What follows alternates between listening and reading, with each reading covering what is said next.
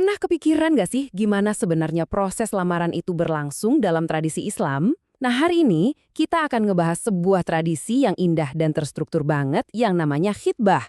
Langkah pertama yang penuh kehormatan menuju gerbang pernikahan. Pertanyaan ini tuh bukan cuma pembuka biasa ya, ini bener-bener inti dari semua yang akan kita kupas tuntas.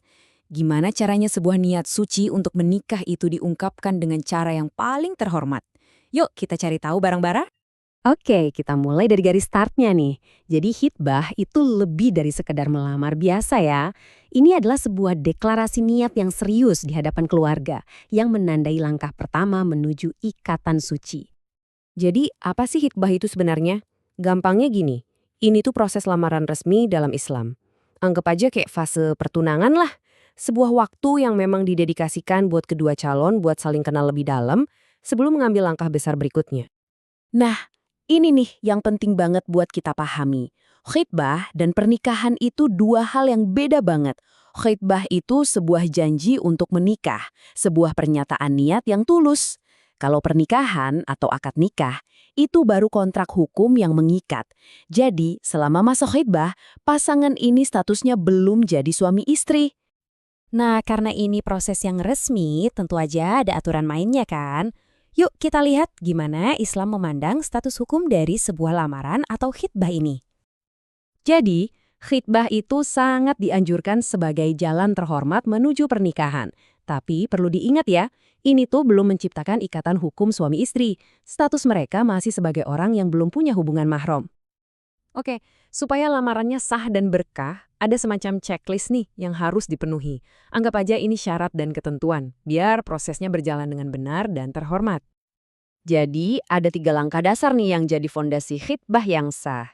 Nah, semuanya ini dirancang biar dari awal tuh udah jelas, udah ada kerelaan, dan tetap terhormat prosesnya. Yuk, kita bedah langkah pertama yang paling penting. Si wanita harus tersedia. Maksudnya apa sih? Gampangnya, dia nggak lagi terikat pernikahan, nggak dalam masa idah, dan juga nggak lagi dalam proses lamaran dengan pria lain. Oke, lamaran diterima. Terus gimana selanjutnya? Apa mereka udah boleh bebas berinteraksi? Nah, disinilah uniknya. Fase ini tuh tentang persiapan dan saling kenal. Tapi, tetap ada batasan-batasan yang harus dijaga. Jadi, meskipun udah ada komitmen serius nih, status hukum mereka tuh belum berubah sama sekali. Mereka belum jadi suami istri. Artinya apa?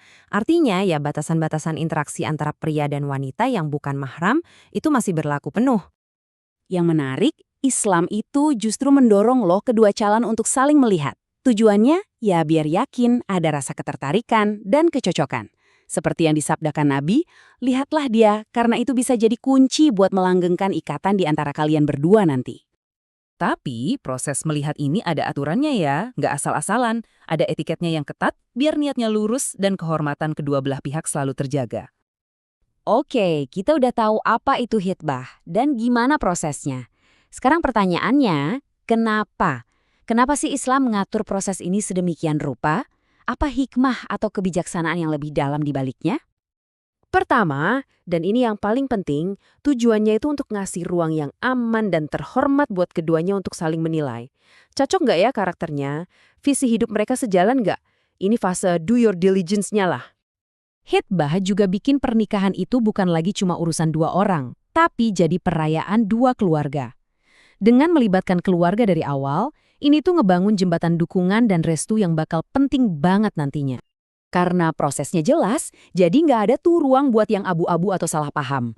Ini penting banget buat melindungi kehormatan si perempuan dan keluarganya, sekaligus nunjukin keseriusan dari pihak laki-laki. Semuanya jadi transparan dan terhormat. Oke, kita udah ngobrolin banyak banget ya. Yuk, sekarang kita kumpulin semua poin kuncinya, biar kita dapat satu gambaran utuh soal proses khitbah ini. Nah, bisa kita lihat di sini kan, dari definisinya sampai hikmahnya, khitbah itu sebuah proses yang seimbang banget. Ini adalah ikatan awal yang masih bisa dibatalkan, tapi tujuannya serius, saling mengenal sambil menjaga kehormatan dengan batasan syariat yang jelas. Nah, ini nih yang bikin kita mikir.